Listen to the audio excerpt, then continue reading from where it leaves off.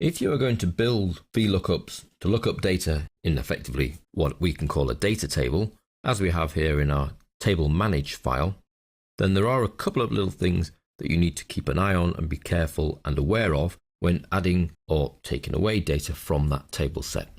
For example, if we went to our order form and we tried adding an item such as Sam 01932 and we wish to buy 5 of those, then we find no unit cost is brought through, no total, no description and no weight, because this item does not exist in our data set. So it doesn't exist in our lookup table. That isn't too much of a problem. We can go to our items, which we know that are here, go to the end and add in Sam 01932. This is a Fireman Sam action figure and it costs 678654. Is it available? Yes. We won't worry too much about the item image as we're not using that in our lookup, but we are using the weight, and they weigh 800 grams and there are 6 in stock. If we then go back to our order form template, we find we still don't have any values added across.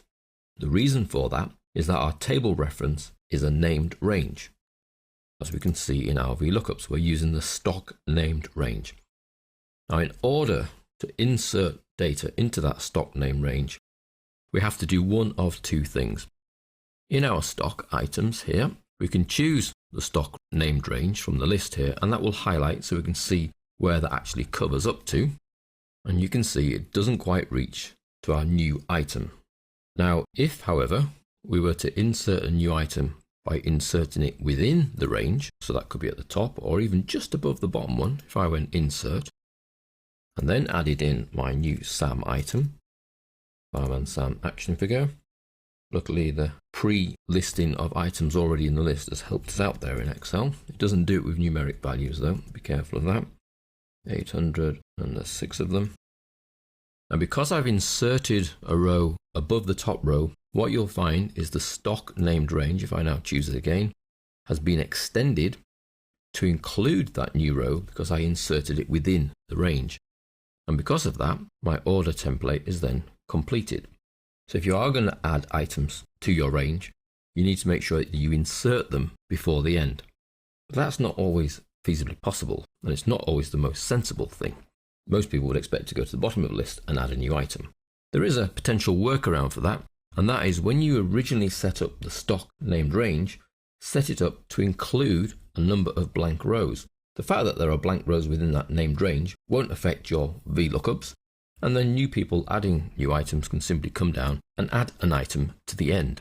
Now, retrospectively, we can't now extend the range by creating it from scratch, but we can extend the named range that already exists by going to Formulas, Name Manager, where we can see here that our stock range refers to the range A1 to L276 in the item sheet. If I simply click into here and let's extend this to 376, that gives us a growing room of 100 items. OK. Close and go back to my order form template. None of these have suddenly decided to break or anything because we've got 100 empty rows. What it does allow me to do is add new items very easily to the bottom of the list. So let's add FRI 20,000 Friday creatures. They are 79854. Yes, we have them in stock. They weigh 300 and there are 50 of them. So that's Fry 20,000.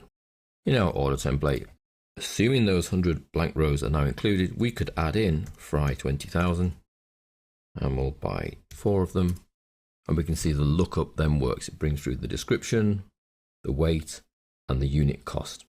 So that's sort of planning ahead with your named range. Give it those few extra rows, however many extra rows you think you're going to need, and then add a few more on, and name that as your named range to use in the VLOOKUP.